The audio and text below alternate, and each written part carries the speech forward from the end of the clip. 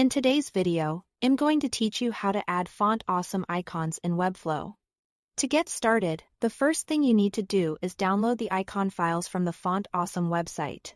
Look for the free for web package, since that includes the files you will need for this setup.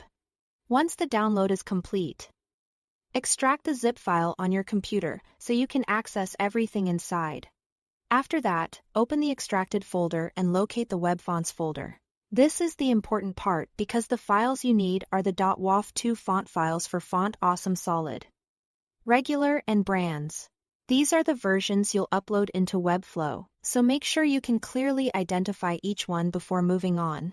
Next, head over to Webflow and sign in to your dashboard. Open the project where you want to use the Font Awesome icons. From there, click the Webflow icon on the left-hand side, and then go into Site Settings. Once you are in Site Settings, click on the Fonts tab at the top. This is where Webflow lets you add and manage custom font files for your project.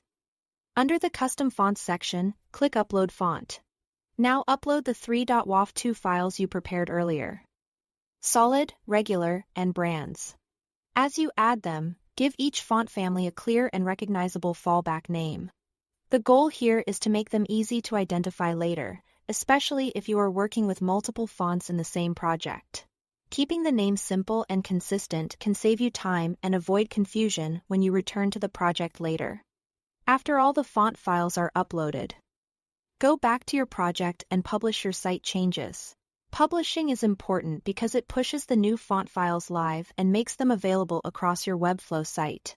If you skip this part, the fonts may appear uploaded in settings, but they won't actually be active on the published version of your website. That's the full process. Thanks for watching.